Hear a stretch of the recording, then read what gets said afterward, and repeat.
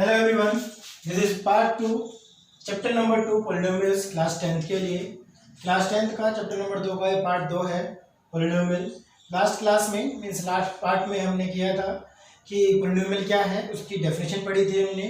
Zeros of polynomial क्या है ये देखा था, और उसके बाद ग्राफिकली हम किस तरीके से फाइंड आउट कर सकते हैं कि देव ग्राफिक कितने नंबर ऑफ जीरोज हैं, ये हमने लास्ट पार्ट में कर लिया था। आज हम करेंगे कि क्वाड्रेटिक पॉलिनोमियल क्या है, सबसे पहले ये सीखेंगे। दूसरा फिर हम ये सीखेंगे क्वाड्रेटिक पॉलिनोमियल के जीरोस किस तरीके से फाइंड आउट किए जा सकते हैं। थर्ड हम ये सीखेंगे कि रिलेशन क्या है, अगर मैं जीरो फाइंड कर लेता हूँ कि जीरो ऑफ पॉलिनोमियल और जो क्वाड्रेटिक पॉलिनोमियल्स के जो कोफिशिएंट्स हैं, अभी जब हम करेंगे तो बताएंगे कोफिशिएंट्स क्या हैं, उनके बीच में क्या रिलेशन है ये सीखेंगे। और लास्ट में हम ये सीखेंगे कि अगर मेरे पास सम ऑफ जीरोस दिया हो और प्रोडक्ट ऑफ जीरो दिया हो तो मैं उससे किस तरीके से वापस क्वाड्रेटिक पॉलिनोमियल को बना सकता हूँ, कि किस तरीके से उसे कंस्ट्रक्ट कर सकता हूँ। ये तीन चीजें आज हम लोग अपने पार्ट में करेंगे। तो सबसे पहले हम लोग करेंगे zero of polynomial, zero of quadratic polynomial. Zero निकालने से पहले सबसे पहले हम ये सीखने की कोशिश करेंगे कि क्वाड्रेटिक पॉलिनोमियल क्या है, उसकी जनरल इक्वेशन क्या है। तो क्वाड्रेटिक पॉलिनोमियल जैसे नाम से पता है, क्वाड्रेटिक पॉलिनोमियल का मतलब क्या हुआ, पॉलिनोमियल जिसकी डिग्री कितनी हो 2। डिग्री 2 का मतलब क्या हुआ है, डिग्री 2 का मतलब क्या हुआ, maximum indices of x is 2। Degree 2 का मतलब क्या हुआ कि मैक्सिमम पावर जो होगी एक्स की वो कितनी होगी, 2 होगी। एक्स हम इसलिए लेके चल रहे हैं कि जनरली हम लोग एक्स के टर्म्स में पढ़ते हैं। ठीक, अगर 2 होगी तो मतलब वो कुछ इस फॉर्म में होगी, ax square plus b x plus c equal to 0। क्योंकि मुझे जीरो निकालना तो मैं इक्वेट टू 0 से करूंगा। यहाँ पर a b और c क्या है मेरे पास, कोफिशिएंट्स हैं, कोफिशिएंट्स ऑफ x, ये कोफिशिएंट्स मान लेते हैं। और x क्या है हमारे पास, x वेरिएबल है या फिर x वो है पॉलिनोमियल जिसके टर्म्स में दी गई है। ठीक, x क्या है हमारे पास, वेरिएबल है, a b c हमारे पास क्या है, कोफिशिएंट्स हैं। a हमारे पास कोफिशिएंट एक्स स्क्वायर का, b कोफिशिएंट हमारे पास x का, और c हमारे पास कांस्टेंट कोफिशिएंट है, वो एक कांस्टेंट वैल्यू है। तो ये हमारे पास क्या है, जनरल टर्म्स है, जनरल इक्वेशन है किसकी, कि जनरल क्वाड्रेटिक पॉलिनोमियल है मेरे पास। तो ये क्या है मेरे पास, जनरल क्वाड्रेटिक पॉलिनोमियल है। मुझे इसी के क्या निकालने हैं, कोफिशिएंट ये सब पता करना है। सबसे पहले तो पता कर, मैंने आपसे लास्ट क्लास में भी कहा था, सबसे पहले हम यही देखते हैं। सबसे पहले लास्ट क्लास में मैंने बोला था आपको कि किसी भी पॉलिनोमियल के पास ठीक उतने ही जीरोस होंगे जितने उसके पास मैक्सिमम पावर है। क्योंकि यहाँ पर मैक्सिमम पावर 2 है तो इसके मैक्सिमम जीरोस कितने हो सकते हैं, 2 होंगे। अब जीरोस को मैंने पहले ही बोला है कि zero means does not mean zero. Zero का मीनिंग होती है एक्स की वो values after putting that value in expression we get whole expression is zero. जिसको पुट करने के बाद हमारी पूरा एक्सप्रेशन क्या बन जाए, जीरो बन जाए, एक्स की वो वैल्यूज। तो मान लेते हैं कि हमारे पास, क्योंकि इसकी 2 वैल्यूज आने हैं, हमने मान लिया कि इसकी जो 2 वैल्यूज आएंगी वो अल्फा और बीटा है। Alpha and beta are zeros of polynomial, zeros of quadratic polynomial. हमने क्या माना, क्योंकि इसकी 2 जीरोस आने हैं, 2 जीरोस आने मतलब 2 वैल्यूज आनी है। तो 2 वैल्यूज को हमने लेट कर लेते हैं कि जो 2 वैल्यू है वो पहली वैल्यू अल्फा है, दूसरी वैल्यू बीटा है। तो अल्फा और बीटा इस पॉलिनोमियल के क्या हैं, 2 जीरोस हैं। इसका एक और मीनिंग होता है, क्योंकि हमने ये भी कहा था कि जीरो का मतलब होता है कि जिसको पुट करने के बाद हमारा आंसर कितना आ जाए, जीरो आ जाए। मीन्स अगर मैं इस अल्फा को इस पॉलिनोमियल में पुट कर दूंगा तो आंसर कितना आ जाएगा, जीरो आ जाएगा, क्योंकि अल्फा उसका जीरो है। सिमिलरली अगर मैं बीटा को भी इसमें पुट करता हूँ तो आंसर कितना आ जाएगा, जीरो आ जाएगा। ये तो इस कहानी का अभी तक का कंक्लूजन है जो हमने अभी तक बोला है। क्योंकि अल्फा और बीटा इस पॉलिनोमियल से फाइंड आउट किए हैं, अभी हम इसका तरीका भी देखेंगे कि किस तरीके से फाइंड हुए हैं। अभी तुमने मान लिया, हमने निकाल लिया है। ये देखो, अभी तक हमने तरीका नहीं बताया कि इसके जो जीरोस है वो कैसे निकालेंगे। वो हमारा अगला स्टेप है कि जीरोस कैसे निकलेंगे। अभी हमने माना कि जब हम निकालेंगे तो 2 वैल्यूज निकल कर आएंगी, और वो 2 वैल्यूज क्या है, एक अल्फा है एक बीटा है। तो अब हमारे पास क्या है, दूसरी चीज ये है कि इनके बीच में रिलेशन होता है। किसके बीच में, जो हमने जीरोस निकाले उसके बीच में, और जो हमारे पास क्वाड्रेटिक पॉलिनोमियल दिया हुआ था उसके कोफिशिएंट्स के बीच में एक रिलेशन होता है। रिलेशन क्या है कि अगर मैं दोनों जीरोस को जोड़ दूं, अगर मैं सम ऑफ जीरोस करता हूं तो सम ऑफ जीरोस करने में मेरे पास क्या आएगा, सम ऑफ जीरोस करने में मेरे पास जो अल्फा प्लस बीटा का आंसर होगा वो किसके इक्वल होगा? सम ऑफ जीरोस करने में मेरे पास आंसर आएगा माइनस बी अपॉन ए। ठीक, माइनस का ये फॉर्मूले का माइनस है, बी की वैल्यू प्लस माइनस कुछ भी हो सकती है, क्योंकि हमने पहले ही लिखा है कि ए बी सी क्या कोफिशिएंट्स हैं, और कोफिशिएंट भी कैसे, ए बी सी हमारे पास रियल नंबर्स हैं, ये कुछ भी हो सकते हैं। ठीक, तो बी और ए हमारे पास रियल नंबर्स है और माइनस जो फॉर्मूले का है। इसको अगर मैं और प्रिसाइजली लिखना चाहूँ, और प्रिसाइजली मतलब और संक्षेप में लिखूं, तो सम ऑफ जीरोस मतलब जीरोस का सम।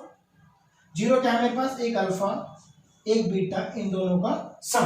इसका मीनिंग यही हुआ, सम ऑफ जीरोस का मतलब अल्फा प्लस बीटा। इसको अगर मैं और समझने की कोशिश करूँ तो माइनस में फॉर्मूले का बी क्या है? बी है कोफिशिएंट ऑफ एक्स। तो मैं इसको और थोड़ा सही से लिखूं तो इसको लिख सकता हूँ कोफिशिएंट ऑफ एक्स। और अगर मैं ए को लिखना चाहूं तो ए क्या है? Coefficient of x square. Coefficient of x square यही होगा। तो इसको मैं ऐसे लिख सकता हूँ ना, sum of zero is equal to alpha plus beta minus B upon A. B क्या था मेरे पास? कोफिशिएंट ऑफ एक्स, और ए क्या था मेरे पास? Coefficient of x square. इसी तरीके से एक रिलेशन और होता है भाई, ये तो हो गया हमारे पास पहला रिलेशन सम ऑफ जीरोस का। एक रिलेशन होता है प्रोडक्ट ऑफ जीरोस का। Product of zeros, product of zeros की वैल्यूज किसके इक्वल होती हैं? वो होती हैं सी अपॉन ए के इक्वल। इसको थोड़ा और सही से लिख लेते हैं। प्रोडक्ट का मतलब हुआ मल्टीप्लाई, और मल्टीप्लाई किसका? जीरोस का। और जीरोस क्या है मेरे पास? एक जीरो अल्फा, एक है मेरे पास बीटा, इन दोनों को मल्टीप्लाई कर दिया तो ये हो गया सी अपॉन ए। सी क्या है? सी था मेरे पास कांस्टेंट टर्म। सी क्या थी मेरे पास? कांस्टेंट टर्म था। और ए क्या था मेरे पास? Coefficient of x square. तो ये हमारे पास क्या आ गया? Relationship between zeros and coefficient of quadratic polynomials. इधर जो हमारे पास राइट साइड में वो क्वाड्रेटिक पॉलिनोमियल्स के कोफिशिएंट्स हैं, इधर क्या मेरे पास? जीरोस है। तो अगर मैं किस तरीके से जीरो निकाल लेता हूं तो ये रिलेशन सेटिस्फाइड होना चाहिए, सेटिस्फाइड होगा। दोनों वर्ड्स कह सकते हैं हम लोग, क्योंकि कई बार आपसे क्वेश्चन इस तरीके से कहेगा, find the zero of the polynomial and verify the relationship between zeros and coefficients. पूरा क्वेश्चन ये भी हो सकता है, केवल आपसे ये भी कह सकता है कि find the zero of the polynomial, या फिर डायरेक्टली आपको कोफिशिएंट भी दे देगा, मतलब इक्वेशन दे देगा, वहां से कोफिशिएंट ऑटोमेटिकली मिल जाएंगे। आपको जीरो भी खुद प्रोवाइड करवा देगा, तो सीधा आपसे कहेगा कि verify the relationship between zeros and given polynomial. ठीक, अब हम चेक करते हैं कि किस तरीके से हम लोग अपने जीरोस को फाइंड कर सकते हैं। एक लास्ट टर्म बची है भी हमारे पास, जो मैंने यहाँ लिखा था सबसे लास्ट में, कि किस तरीके से अगर मेरे पास सम और प्रोडक्ट दे दिया जाए तो मैं किस तरीके से पॉलिनोमियल बना सकता हूँ। अभी फिलहाल हम लोग ये देख रहे हैं कि अगर मेरे पास पॉलिनोमियल है तो किस तरीके से हम पॉलिनोमियल से जीरो निकाल सकते हैं। तो मैं कोई भी एग्जांपल लेता हूँ। सबसे पहले नाम देख लेते हैं, हम जो कर रहे हैं उसका नाम है middle term splitting.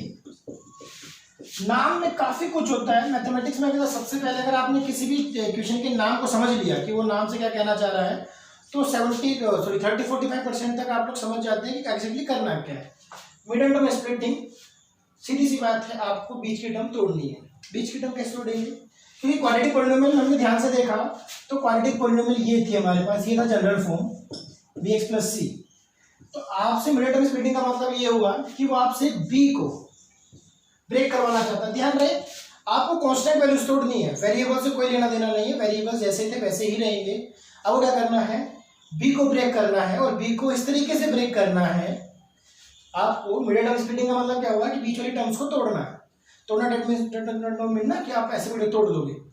Middle term splitting का मतलब हुआ है कि आपको मिडल टर्म को इस तरीके से स्प्लिट करना है, इस तरीके से ब्रेक करना है कि अगर मैं मल्टीप्लाई करूं,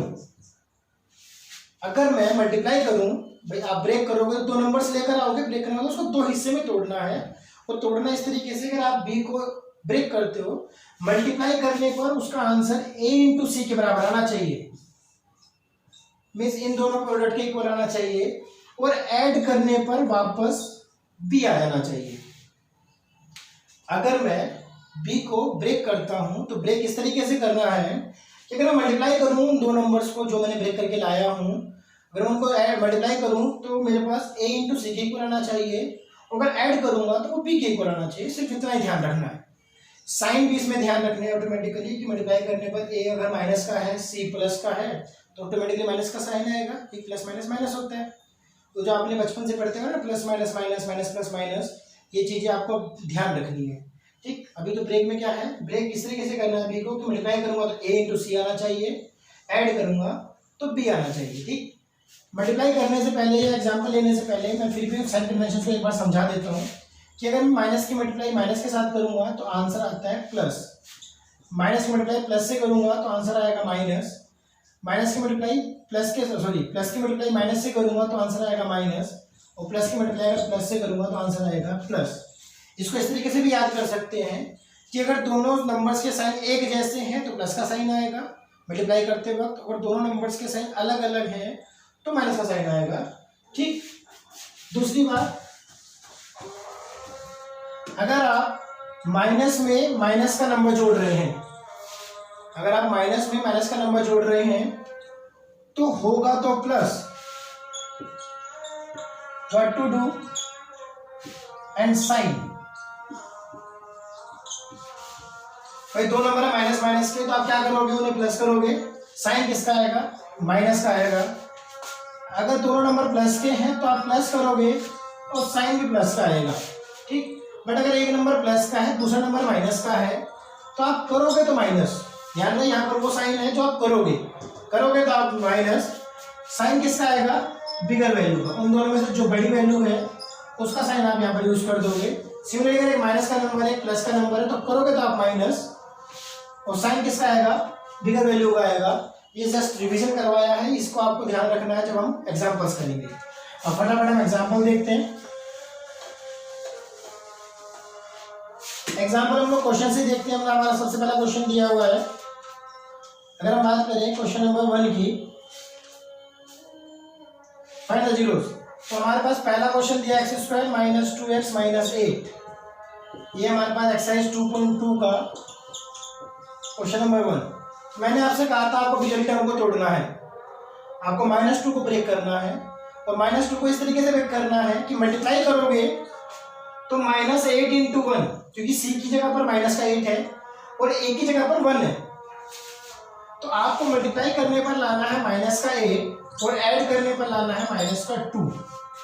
तो ऐसा कैसे हो सकता है, वही आपको देखना है कि किस तरीके से करना है कि मल्टीप्लाई करो तो माइनस का 8, ऐड करो तो माइनस का 2। तो मेरे को आसानी से दिख रहा है कि अगर मैं -4x में प्लस का 2x जोड़ दूँ, मतलब इसको माइनस, इस टर्म को मैंने ब्रेक कर दिया -4x प्लस 2x में, बाकी दोनों अपनी अपनी जगह पर लिख दी, x² अपनी जगह पर है, -8 अपनी जगह पर है, मैंने सिर्फ -2x को ब्रेक करके लिखा है -4x प्लस 2x। ध्यान रहे, अगर इसको थोड़ा और सही कैसे लिख देना ना, कंफ्यूज हो सकते हो। हमें क्योंकि केवल नंबर को ब्रेक करना है तो मैं x को भी अपनी जगह पे लिख लेता हूँ, मैं x को भी अपनी जगह पे लिख लेता हूँ। तो मुझे क्या करना है, -2 को मैं -4 प्लस 2 लिख सकता हूँ, -4 प्लस 2 मैंने माइनस का 2 को तोड़ दिया -4 और 2 में, इन दोनों को मल्टीप्लाई करूंगा तो माइनस का 8 आएगा, और ऐड करूंगा तो माइनस का 4 प्लस का 2 माइनस का 2 आंसर आएगा। इसको मैं ओपन करके लिखूंगा अगर, तो ये हो जाएगा x² माइनस का 4x प्लस का 2x माइनस का 8। मैंने पहली वाली लाइन क्यों रिपीट माइनस हटाई आपके सामने से, वो मैंने ऐसे लिखी थी, तो सही ये भी थी, बट पहली बार समझने में जब मैंने ये कहा था कि भाई मल्टीप्लाई करने पर माइनस का 8 आना चाहिए, तो आप लोग ये सोच सकते थे कि मैं अगर 4x को 2x को मल्टीप्लाई करूंगा तो माइनस का 8x² हो जाएगा, तो बच्चा कंफ्यूज हो सकता है। इसलिए पहली बार हमने क्या किया, बाद में आप ऐसे लिख सकते हो, बट क्योंकि कंफ्यूजन ना हो मेरे वर्ड्स के हिसाब से, क्योंकि हमने इस तरीके से कहा है कि आपको बीजगणित टर्म्स को ब्रेक करना है, और मल्टीप्लाई करोगे तो माइनस का 8 आना चाहिए, और ऐड करोगे तो माइनस का 2 आना चाहिए। तो कहीं ऐसा हो जाए पूरी टर्म्स को मल्टीप्लाई करो, क्योंकि हमें सिर्फ उस टर्म्स को मल्टीप्लाई करना है जिसको हमने ब्रेक किया। हमने ब्रेक किया -2 को, तो उसको ब्रेक करने पे जो नंबर्स हमारे पास आए उन्हीं को मल्टीप्लाई करके देखना है।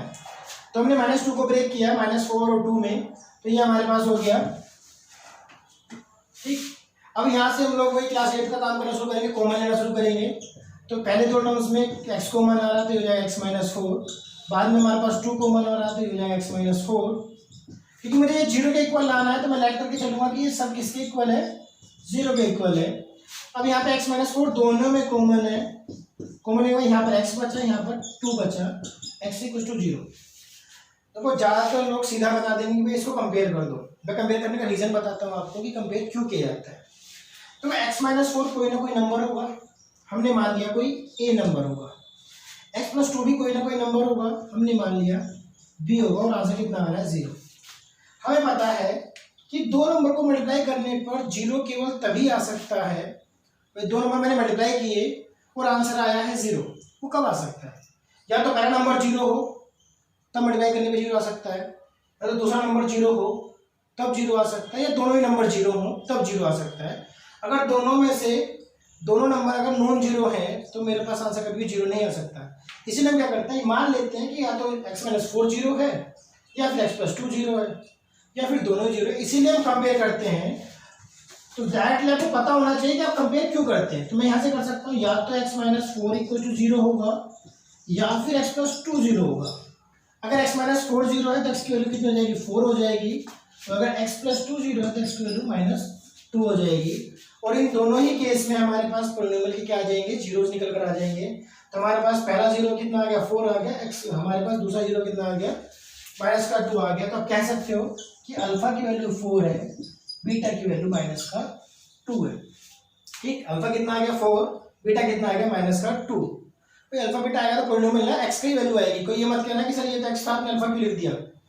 अल्फा और बीटा क्या है, 0 है। 0 किसके, पॉलिनोमियल के। और 0 क्या था, x की वैल्यू जिसको पुट करने पे 0 आए। तो x को 4 पुट करूंगा तो आंसर 0 आएगा, x को माइनस का 2 पुट करूंगा तो आंसर 0 आएगा। यही मेरे यहाँ क्या है, अल्फा बीटा है। अब हम इससे वेरीफाई भी कर लेते हैं अपने रिलेशन को जो हमने प्रूफ किया था। हमने रिलेशन भी तो किया था। तो रिलेशन क्या था हमारे पास कि अगर मैं अल्फा और बीटा को जोड़ दूंगा, मीन्स अल्फा प्लस बीटा, तो आंसर आएगा माइनस बी। बी है मेरे पास यहाँ पर माइनस का 2 अपॉन में ए है मेरे पास 1। तो हो जाएगा 4 minus 2 minus minus plus 2 upon 1। तो 4 माइनस 2 हो जाएगा 2, ये भी हो जाएगा 2। तो क्या हो गया मेरे पास, वेरीफाई हो गया। कौन सा हिस्सा था, सम ऑफ जीरोस वाला। ये क्या था मेरे पास, सम ऑफ जीरोस। यही तो कहा था उसने कि अगर मैं दोनों को जोड़ूंगा तो माइनस बी अपॉन ए इक्वल होना चाहिए। तो वही मैंने ला दिया। प्रोडक्ट वाला को भी वेरीफाई कर लेते हैं। क्या कहा था उसने कि अगर मैं प्रोडक्ट को चेक कर रहे हैं हम कि अगर मैं अल्फा बीटा को मल्टीप्लाई करूंगा, अल्फा इंटू बीटा किसके इक्वल होगा, सी अपॉन ए के। अल्फा है 4, बीटा है माइनस का 2, सी है मेरे पास माइनस 8 और ए है 1।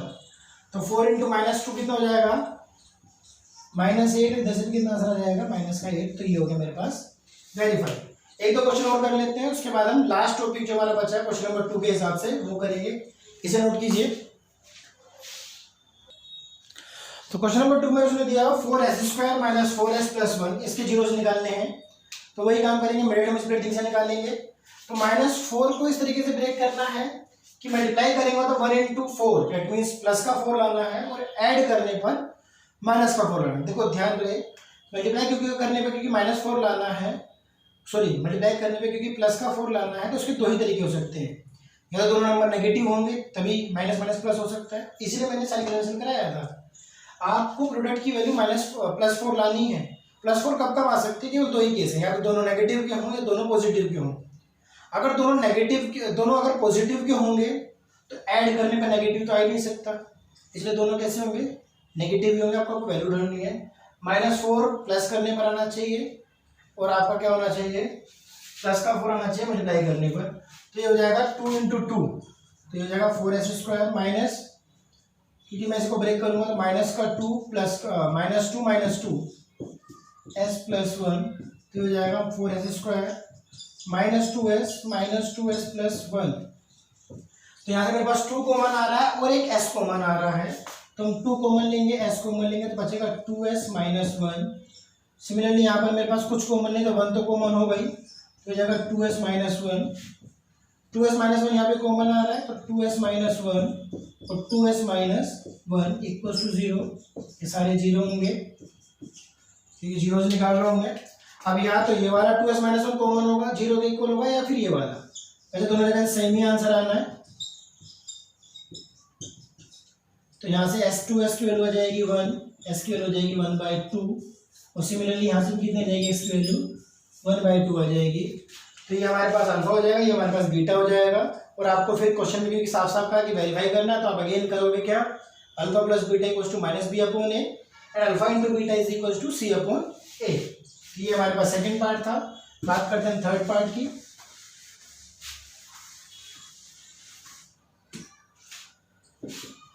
थर्ड पार्ट इसमें दिया हुआ हमें 6x² माइनस 3 माइनस का 7x। सबसे पहले तो उसको हम रीअरेंज करेंगे क्योंकि सही से लिखा ही नहीं है, तो हो जाएगा 6x² माइनस 7x माइनस का 3। आपको माइनस 7 को ब्रेक करना है इस तरीके से कि मल्टीप्लाई करें तो 18 आए वही माइनस का, और ऐड करें तो हमारे पास क्या आ जाए, माइनस का 7 आ जाए। तो 9 2 से 18 होता है, तो वही करेंगे हम, तो हो जाएगा 6x²। क्योंकि नेगेटिव लाना है ऐड करने पर, ऐड करने में क्योंकि नेगेटिव लाना है तो बड़ी वैल्यू सीधी सी बात है नेगेटिव होगी। तो 6x² माइनस का 9x प्लस का 2x माइनस 3, तो यहाँ से 3 कॉमन आ जाएगा और x कॉमन आ जाएगा, तो हो जाएगा 2x माइनस 3 कॉमन 3 2 3 3 जा, तो 3 प्लस का 1 कॉमन है तो 2x माइनस 3 इक्वल्स टू 0। तो यहाँ से 2x माइनस 3 दोनों में कॉमन है, तो क्या बचेगा मेरे पास 3x प्लस 1 इक्वल्स टू 0। और जब मैं इनको इक्वेट करूँगा 0 के इक्वल, तो यहाँ से मेरे पास आ जाएगा 2x माइनस 3 इक्वल्स टू 0 और 3x प्लस 1 इक्वल्स टू 0। तो यहाँ से आ जाएगा x इक्वल्स टू 3/2 और यहाँ से आ जाएगा x इक्वल्स टू -1/3। तो दोनों वैल्यूज आ जाएंगे हमारे पास x की। बाकी आप फोर्थ जो हमारे पास फिफ्थ पार्ट कर ले रहा हूँ, बाकी आप बाकी दो पार्ट्स आप करेंगे, फोर्थ एंड सिक्स्थ वन। तो फिफ्थ पार्ट हम देखते हैं। फिफ्थ पार्ट हमारे पास है t² माइनस 15। तो ये हमारे पास अब कुछ नहीं है, तो t² minus 0t plus 50 sorry plus minus का 15 ये दिया हुआ प्लस 0t मान लेते इक्वल टू 0। तो मल्टीप्लाई करने में हमें 0 लाना है, मल्टीप्लाई करने में माइनस का 15 लाना है और ऐड करने पे 0 लाना है। तो ऐड करने पे 0 लाना मतलब सीधी सी बात है, एक प्लस का होगा माइनस का होगा तभी आ पाएगा। 15 लाना है और 15 ही प्लस माइनस का होगा, तो ऐसा तो केवल तभी हो सकता है जब रूट में होगा आंसर्स। ठीक, तो मैं क्या करूँगा, तो इसको लिख लूँगा t² प्लस का रूट 15t और माइनस का रूट 15t। तो इन दोनों को ऐड करूँगा तो 0t हो जाएगा, और मल्टीप्लाई करूँगा तो ये प्लस का ये माइनस का, प्लस माइनस माइनस 15 आ जाएगा, और प्लस माइनस का 15 यहाँ पर है ही। तो ये क्या हो जाएगा, t कॉमन आ जाएगा तो हो जाएगा t प्लस रूट 15 और माइनस का 1 कॉमन आएगा यहाँ से, नहीं सॉरी 15 को मैं चेंज करके 15 को यहाँ पे अगर मैं चेंज कर दूँ 15 को लिख सकता हूँ रूट 15 इंटू रूट 15। ये रूट 15 मल्टीप्लाई बाय रूट 15 हो जाएगा। तो यहाँ से मेरे पास क्या कॉमन है, माइनस का रूट 15 कॉमन है, तो ये बचेगा मेरे पास t minus root 15 equal to 0। तो जब मैं कॉमन लूंगा तो t प्लस 15 दोनों के पास कॉमन है, और यहाँ मेरे पास बचेगा t minus root 15 equal to 0 करूंगा। तो दोनों को 0 जब कंपेयर करूंगा तो ये हो जाएगा मेरे पास t plus root 15 equal to 0 और t minus root 15 equal to 0। तो t की वैल्यू या तो फिर माइनस का रूट 15 होगी या फिर t की वैल्यू प्लस का रूट 15 होगी। ठीक, तो t की वैल्यू क्या हो सकती है, माइनस रूट 15 या फिर प्लस का रूट 15। तो इतना करेंगे। अब लास्ट अपना टॉपिक करते हैं आज का। मैंने आपसे कहा था कि आप जब वेरीफाई करोगे, जब आपको सम और प्रोडक्ट दोनों पता होंगे तो इक्वेशन कैसे बन सकती है। तो उसका आसान तरीका ये है कि x² minus alpha plus beta into x plus alpha beta equal to 0। ये क्या है, ये इक्वेशन बनाने का तरीका है कि आप पर डे इक्वेशन क्यों बना पाओगे। अगर आपके पास सम ऑफ द जीरोस और प्रोडक्ट ऑफ द जीरोस दिए हों तो उनकी वैल्यूज पुट करो और इक्वेशन बन जाएगी। फॉर एग्जांपल क्वेश्चन नंबर 2 का पहला पार्ट में देखूं तो उसने मेरे को दिया हुआ है, उसने सब लिखा हुआ है साफ साफ 1/4 माइनस 1। तो ये लिखा हुआ find a quadratic polynomial each with the given number as sum and product respectively. मतलब पहली वाली जो value sum of the zeros की है, बाद वाली value product of the zeros की है। अगर मैं इसको सही से लिखने की कोशिश करूँ क्वेश्चन के अकॉर्डिंग, तो अल्फा प्लस बीटा दिया हुआ 1/4 और अल्फा इंटू बीटा दिया हुआ माइनस का 1। इसको यहाँ पुट करूंगा इक्वेशन आ जाएगी। x² माइनस फॉर्मूले का है अल्फा प्लस बीटा की वैल्यू कितनी है मेरे पास, अल्फा प्लस बीटा की वैल्यू मेरे पास 1/4 है एक्स, और अल्फा इंटू बीटा की वैल्यू मेरे पास है -1। एलसीएम लूंगा तो ये हो जाएगा मेरे पास 4x² minus x minus 4 equal to 0। तो ये मेरा क्या हो गया, क्वाड्रेटिक इक्वेशन हो गई। जब मेरे पास सम ऑफ द जीरोस कितने 1/4 और प्रोडक्ट ऑफ जीरोस कितना है -1।